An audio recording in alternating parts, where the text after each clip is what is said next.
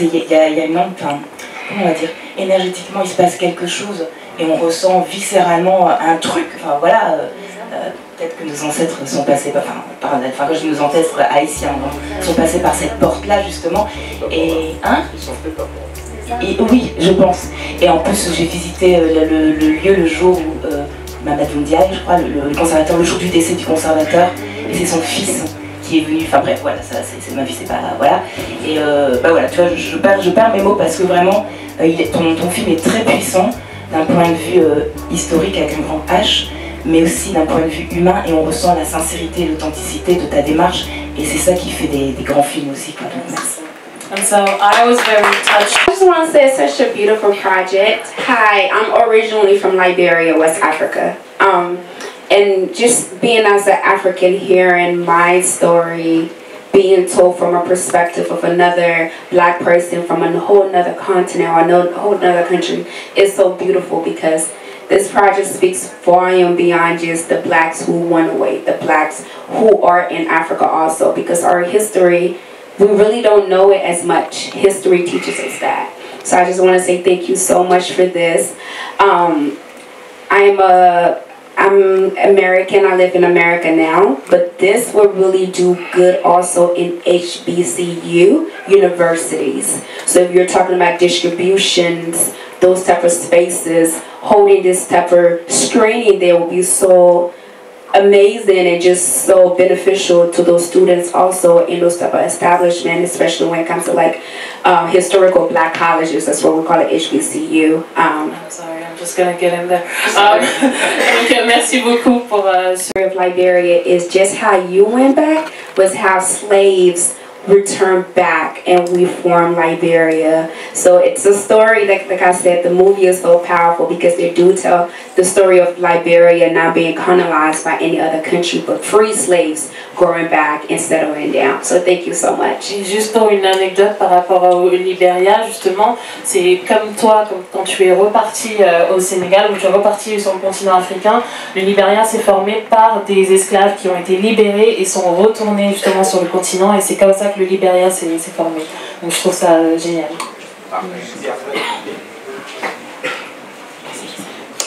Bonsoir, moi j'ai une question plutôt pour Sébastien. Sébastien a parlé beaucoup de termes que tu as utilisés, réconciliation. Je pense qu'on est tous d'accord que ce film doit aussi une porte ouverte pour la réconciliation, mais quand tu interviens dans des colloques ou comme tu le fais, est-ce qu'il n'y a pas un frein à main par rapport à tout ce que tu peux apporter? On a vu que Cheikh Anta Diop a été lui aussi tensé, parce que ses théories ou sa manière de voir les choses a été un peu remise en cause. Est-ce que toi aujourd'hui tu ne te retrouves pas aussi face aux mêmes problématiques, aux mêmes objections, aux mêmes barrières, contraintes dans ton discours? And so what's interesting, I have a question for Sebastian. He talked about reconciliation, and we saw that Cheikh Anta Diop, when he started to do his studies, he encountered a lot of hindrance and a lot of backlash, I guess. And so the question is, you with your mindset of reconciliation, do you find yourself in that position as well? D'abord, si je suis attaqué, c'est par des gens qui ne connaissent pas l'histoire. And so first of all, if I'm attacked, it's because people don't know history. Deuxièmement, je vais raconter l'histoire de pourquoi je suis ici. En fait, j'ai fait une conférence il y a quelques années sur les travaux de Cheikh Anta Diop. And so a few years back, I did a work about Cheikh Anta Diop. Puisque sa femme est décédée. Because his wife is dead now. Sa femme était française. And she was French. Cheikh Anta Diop a dirigé sa thèse avec des Français. And so Cheikh Anta Diop actually did all his thesis with French people. Et quand sa femme est morte, il n'y a pas eu un seul article, un seul reportage, un seul interview dans les médias français et très peu même à l'international. And when his wife passed away, there was no documentary, nothing in articles that talked about anything that he did or she did. Et donc j'avais eu la chance de la rencontrer à plusieurs reprises. And I had the opportunity to meet her a few times. Et donc j'ai eu l'occasion de faire une conférence devant à peu près 350 Français de souche. And so I had the opportunity to have a conference in front of French people, the real French people. White French people. Et donc j'ai décidé de rendre hommage à cette femme. And so I wanted to honor her memory. Et donc dans cette conférence, j'ai eu cette phrase qui disait « Désolé pour ceux qui pensaient que vos ancêtres étaient les Gaulois ». And so the first opening sentence was, sorry for those of you who thought that your ancestors were Gaulois. Gaulois. Et donc ça a fait pas mal de buzz donc, sur internet, et c'est comme ça que j'ai eu la chance de rencontrer Benita par la suite. And so it went viral on the internet, and I had the opportunity to meet Benita after that. Donc bien sûr en France, et j'en suis triste, il y a encore énormément de résistance à cette possibilité de voir cette histoire commune et l'Afrique comme le berceau de notre humanité. And so in France, of course, there's a lot of resistance at the idea of seeing Africa as the heart of our humanity. Et c'est pour ça que ce film me touche beaucoup, je rejoins beaucoup ce que vous avez dit, madame, sur la... Cheikh Anta Diop disait « Armez-vous de science jusqu'aux dents » et je pense que la science de l'éducation, c'est la science la plus puissante, et c'est ce qui m'a beaucoup touché dans ce film par rapport aux questions que se posaient tes filles. And so what really touched me is that science is something very powerful, and Cheikh Anta Diop said that you have to arm yourself with science to the core, to your teeth. And so that's one of the highlights of this movie for me. Et aujourd'hui, je relisais dans le train L'Afrique noire précoloniale de Cheikh Anta Diop. And I was reading one of his books in the train as well on my way here. Et on n'imagine pas une seconde en France qu'il y ait des royaumes du 3e au 13e siècle, au Ghana, au Mali, les Mossi. Donc tout ça est totalement inconnu dans l'éducation et dans la conscience occidentale européenne aujourd'hui. And so in the Western conscience and in education as well in France, they cannot fathom the fact that there was actually royalties and kingdoms back in Ghana or in other countries of Africa. Et ces royaumes étaient parfois moins féodales que ceux qu'on avait au Moyen-Âge français. And so these kingdoms were actually less feudal than the ones that we had in France. Donc je pense que le problème n'est pas de ce point de vue-là politique, il est l'ignorance. Il est de l'ignorance des Occidentaux en fait par rapport à ces questions-là. So it's not as much political, but it's basically the ignorance of most of these people in the Western countries. Et comme on a complexé les enfants de Benita avec l'histoire de l'esclavage, and because they've put a lot of complex or feeling of inferiority in the children of Benita because of the schools and education, on a maintenu le complexe de supériorité des Occidentaux en les rendant ignorants de l'histoire universelle. And so we maintained that superiority complex for the Western people and in their conscience, basically. Et mon travail, le travail de Benita, et ce qu'on fait ensemble, malgré toutes les oppositions qu'on peut rencontrer, malgré Nicolas Sarkozy et ses amis, and what Benita and I are doing together, and beyond the oppositions that we may face, beyond Nicolas Sarkozy and his friends. Comme il est dit dans le film, la vérité est universelle et vivra quoi qu'il arrive, et les imbéciles passeront avec l'histoire. And so, as it says in the movie, the truth is universal, and whoever doesn't want to use their intellect, well, will just pass by and not benefit from it. Et j'en connais beaucoup qui vont sortir de l'histoire. And I know a lot of people that will go out of history. Bonjour. Bonjour. Excusez-moi. Émilie Borges d'Africulture. Je voulais savoir, donc vous nous avez dit, ça fait 12 ans que vous êtes dans la création de ce qui est pour moi un chef-d'œuvre. Je voulais savoir qu'est-ce qui a été le plus dur dans ce parcours de création pour vous. And so, Emily Borges from Africulture. My question is, you said that you spent 12 years for me, which is for me a masterpiece. My question is, what was the hardest thing during this whole process?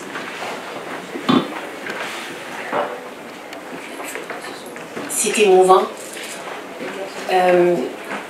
Je dirais le montage et la distribution. Faire le film avec des intervenants de l'UNESCO, on pose une question, comment faire un triangle, ils te disent comment faire une pyramide. And so I think it was the whole editing part of the movie and also the distribution of the movie, because when you're with people from UNESCO, you ask how do we make a triangle and they tell you how to make a pyramid. Et là maintenant, il fallait trouver des archives. And so you had to find archives, basically. Et ces archives sont contrôlées par les gens qui ont mis la rétention dans l'histoire. And so these archives are controlled by the people who are trying to hinder his history. Et ça a pris du temps. Ça a vraiment été très difficile pour moi, au point que c'est le courage qui a permis que le film soit fini. And so it really took a lot of time, and it really demanded a lot of courage for me to finish this movie. Et la distribution maintenant, ça fait 2 ans. Vous avez vu la qualité du film que j'ai pu faire par mes propres moyens indépendants. Et là maintenant, ça fait 2 ans que je me promène de festival en festival. C'est bien, le film gagne des prix, mais je n'ai toujours pas de distributeur. And so it's been 2 years now that I'm going from festivals to show my movie, and it's great, I'm winning awards, but I still don't have any distributors. Et pourquoi? Parce qu'on me dit que mon film devrait être plus sur l'esclavage, et là, on le prendrait, mais c'est pas ce que je veux vendre. Cette relation toxique entre bourreau et victime, moi je me bats pour ça. Il faut, en tout cas, moi je me bats, c'est notre combat. On a ici Thierry, le film qui a fait le film Glory of Africa. Ben, vous aussi, vous êtes les 2 victimes. And so basically, the reason why it's not going forward is because they want me to make this movie in the perspective of only slavery, and I am fighting for that not to happen. Il faut vraiment, vous êtes là, il faut vraiment que nous aider. Merci Johanna. Il faut vraiment nous aider avec cette vision-là, aller de l'avant. Il y a eu l'esclavage, et oui, maintenant qu'est-ce qu'on en fait? Pas toujours on a demandé aux peaux plus pâles de s'excuser. C'est arrivé dans l'histoire. C'est juste une toute petite partie de l'histoire de l'humanité. Est-ce qu'on continue à vivre? Nos enfants. And I really want us to be able to move forward from that. And like Joanna said earlier, you are here to help us with that, help this go forward. Because yes, we talked about slavery, but now let's step forward. What do we do next? What comes next after that? Donc, merci vraiment d'être là. Et là maintenant, j'ai besoin de votre aide. Justement, c'est la partie la plus difficile. Je ne me suis pas plaint pour les 12 années de travail. Mais 2 ans, amener les films de festival en festival, je suis très heureuse des prix qu'on a gagnés. Mais les poches, vous devez m'aider là maintenant. So, thank you for being here. Thank you for being here. I did spend 12 years making the movie, and I did not complain, but 2 years going from festivals to festivals, and after winning awards, it's very good, but my pockets are empty, so you need to help me. Merci Benita, on va passer à la dernière question. So the last et ensuite question. on pourra se retrouver de l'autre côté pour échanger, sinon on n'aura pas le temps de déguster, ce serait quand même dommage.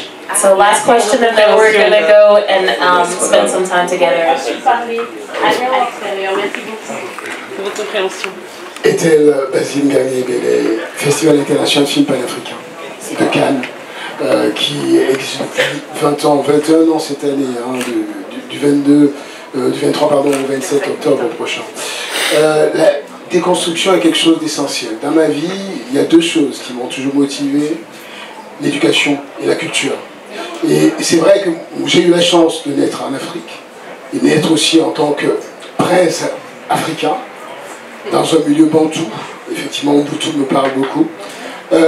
Donc en arrivant ici, je disais toujours, il y a quelques années, on me prenait pour un fou, que j'ai beaucoup de chance d'être né en Afrique. Parce que dans la vision évidemment panafricaine, on sait évidemment que les choses vont retrouver leur ordre. Ça ne se pose aucun problème. Mais ce qui m'intéresse à travers ton film, c'est d'abord le fait que d'un côté, il y a cette construction, cette manière de bâtir. Mais j'aimerais bien savoir comment les Canadiens, qui généralement se considèrent comme un pays assez neutre, qui n'a pas connu l'esclavage, enfin bref, ont ressenti le film. Voilà.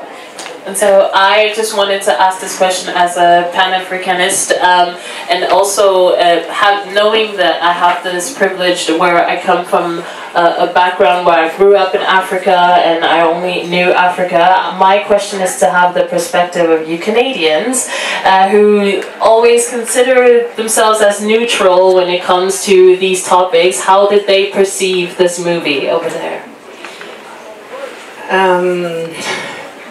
Et l'artiste là, on lui met. J'ai le droit de parler, je suis une artiste.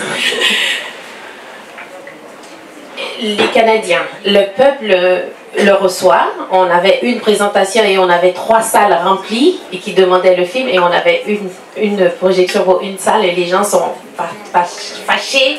Et ils voulaient avoir le film, ils le reçoivent bien. And so they perceive it very well. We had 3 projections of the movie. They're all was sold out, so it was very good. Mais la distribution, je dois vous avouer, est difficile là-bas, parce que j'ai frappé les portes. Peut-être on me dit qu'ils ne projettent pas ce genre de film. Ils sont arrêtés sur l'esclavage, ou est-ce qu'on montre les blancs en train de pas les blancs, le plus pâle, le peau de plus pâle frapper les plus noirs. Peut-être que ça rentrait, diversité, mais cette case où est-ce qu'on veut aller de l'avant, je ne rentre pas dedans. Alors c'est pour ça que je vous demande votre aide afin qu'on puisse aller de l'avant. So it was well received as always, but the distribution part is always the hardest, because again they want to see that perspective of the person with the palest skin hitting on the darkest skin, and so this is the hard part for me here, is the distribution part of this movie. Alors,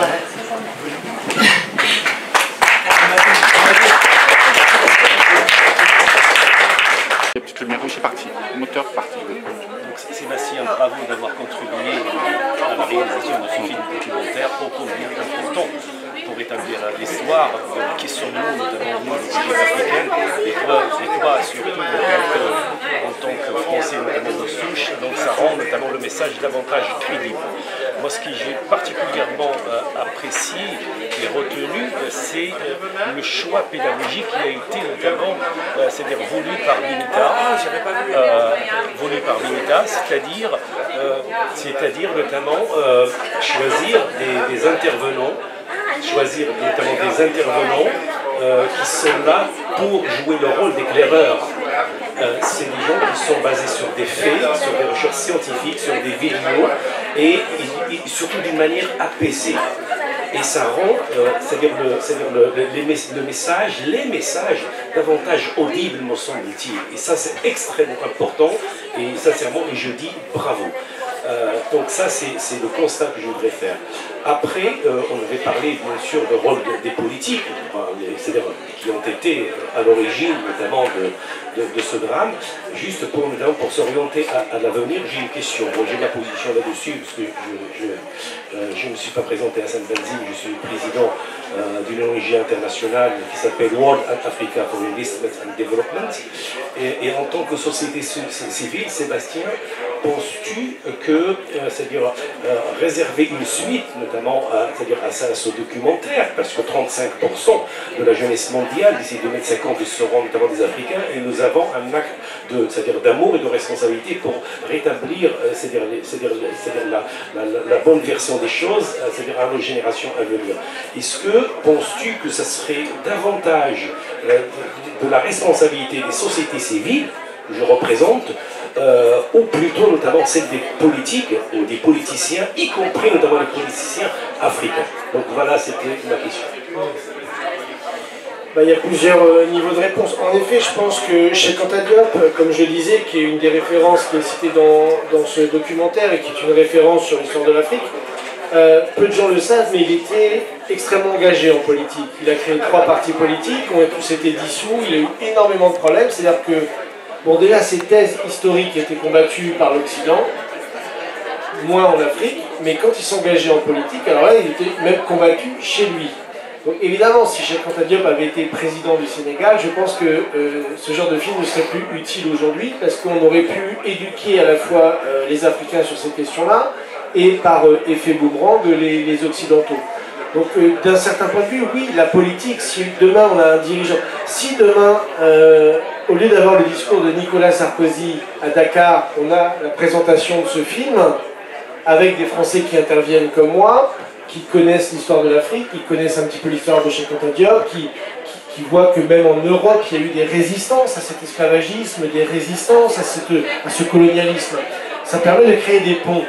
Et aujourd'hui, on est dans une situation où il faut créer ces ponts très vite, parce qu'en effet, le nationalisme se développe très vite en Europe, mais se développe aussi très vite en Afrique. Il y a de plus en plus de mouvements anti-France, comme on dit. Et donc, c'est vrai qu'il y a ce mouvement un petit peu de radicalisation des idéologies qui est dangereux et que ce genre de film permet de transcender. C'est ce que j'ai dit sur la réconciliation. Il y a eu des abolitionnistes en Europe, il y a eu des esclavagistes en Afrique, même des Africains, on le sait aujourd'hui. Hein. Donc voilà, il y a eu évidemment ce genre de choses qu'il faut reconnaître à travers l'étude de l'histoire, à travers les faits. Et c'est ce qui est très intéressant dans les différents intervenants que vous mentionnez qui sont dans le documentaire, c'est qu'ils sont sereins. Ils sont sereins parce qu'ils connaissent leur histoire, ils sont de la société civile, c'est des académiciens, c'est des gens comme ça, ils connaissent leur histoire et amènent un climat apaisé justement pour ce genre de dialogue. Et je pense qu'aujourd'hui c'est de ça qu'on a besoin, et il faut aussi qu'en Europe on ait des gens qui soient capables de répondre à cette sérénité, à cet apaisement, à cette volonté de réconciliation, et sortir justement de, comme disait la réalisatrice du film, sortir de l'image bourreau-victime, de la repentance d'un côté, des réparations de l'autre, et de passer à une phase de réconciliation, de pardonner autant qu'on peut les offenses qui ont été faites, et de bâtir quelque chose de nouveau sur la base des travaux des historiens, qui soient occidentaux, parce que comme je l'ai dit dans le documentaire, il y a des historiens occidentaux, grecs, français, etc., qui ont reconnu ce que disait Cheikh Anta Diop, et de mettre cette histoire universelle ensemble pour pouvoir apaiser le débat et permettre de bâtir un monde justement de partage, un monde multipolaire.